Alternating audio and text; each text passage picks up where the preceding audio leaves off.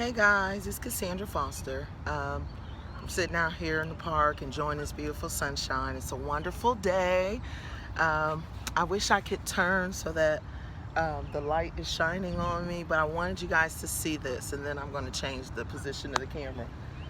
This is one of my peaceful spots where I come just to think. After walking and working out, I come and just sit and think and get my thoughts together. It's Sharon Woods Metro Park, so it's a free spot. Um, you know, this morning the ducks surprised me, and they were actually right here close by, but then they moved along. But I'm gonna get out the way and let you guys look.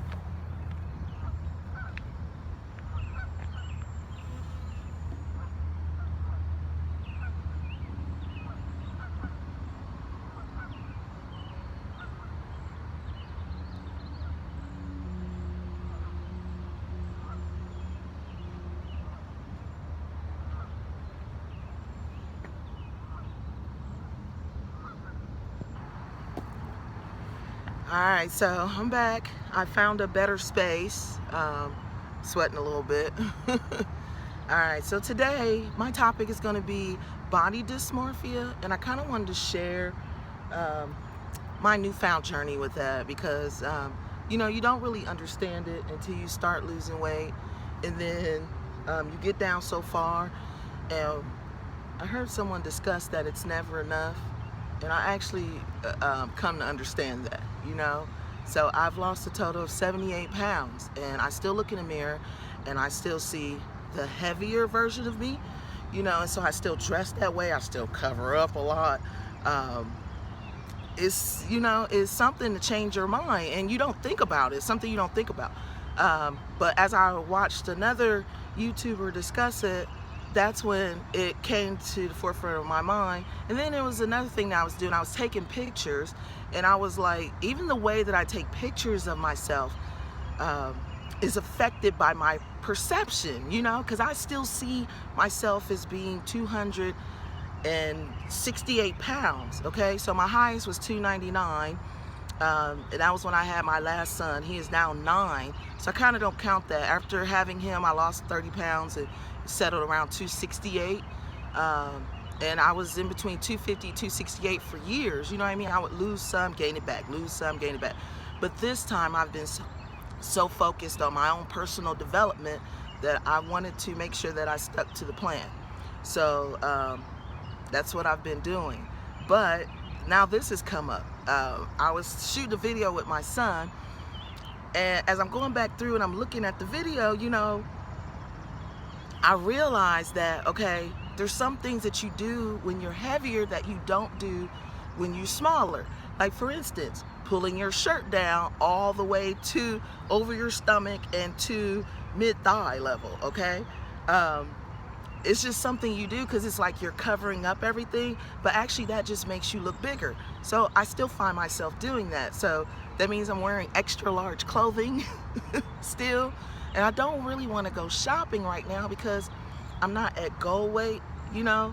So I don't see the point in spending the extra money and going shopping right now. Especially what I did was I invested in workout clothes so that you know, workout clothes are stretchy and they stretch. But some of them are still, like the t-shirts are still a little too big, you know, and I'm still wearing them. So as I work on this, I think some of the tips I'm going to take is trying to be cognizant of my thoughts, looking at myself more clear.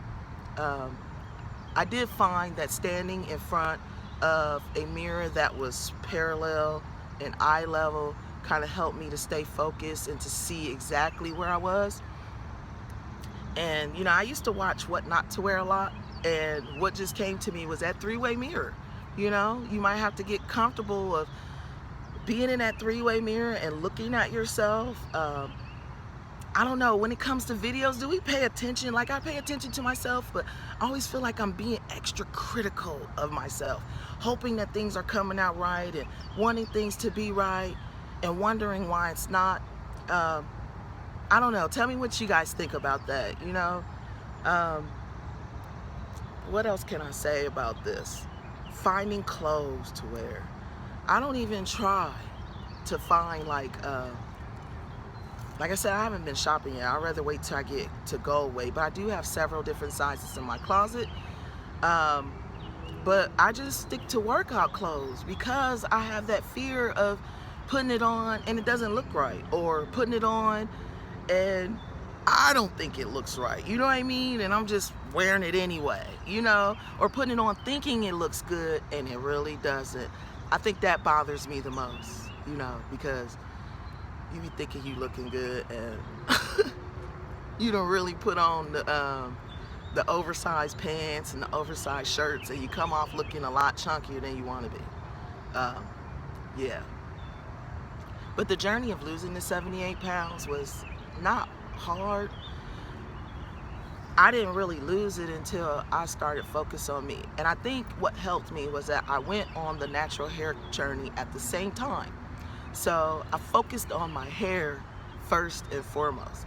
That natural hair journey, y'all, it taught me really more about loving myself. And my relationship with God was, he showed me the scripture where he knows the number of hairs on my head. And I'm paraphrasing, but that is an actual scripture. You can Google it, okay? But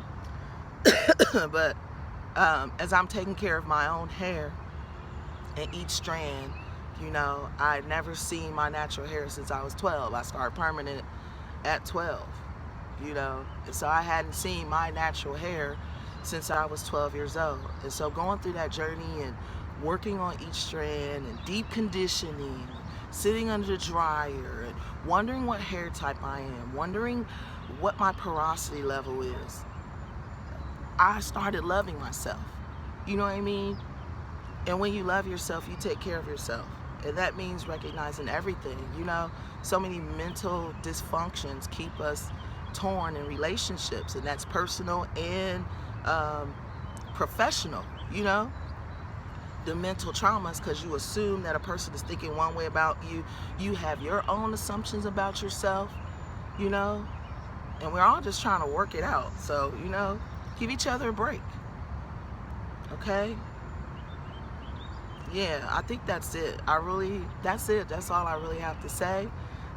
Feel free to comment, like, and subscribe. Let me know what you think, how your journey is. Are you losing weight? There's a lot of things that change in your life after losing a lot of weight. And I know I talked about body dysmorphia, but what changes have you experienced, you know? One of the changes that I've noticed is that my confidence level is a little higher. You know what I mean? I don't care what people think as much as I did before. You know what I mean? And not that I really care what they think, it's just that I was aware that people are having their own perceptions, you know? And let me be honest about that. Sometimes I post my big girl pictures continuously or still because I've taken enough.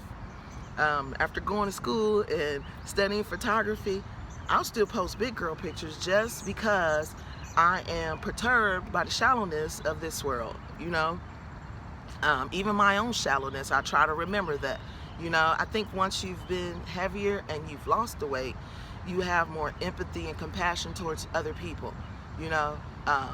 It's a sad day when a person who's lost weight and think that they're better than the person who hasn't. How dare you? Because when you were that size, you were upset that people didn't have that much confidence. And then you say, well, I did something about it. Okay, how long did it take you?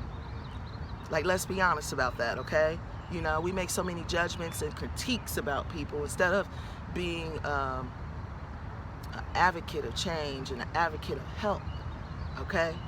Because, you know, it wasn't when someone was mean to me that I decided to change. It was when they encouraged me that I decided to change. So, you know, remember that, okay?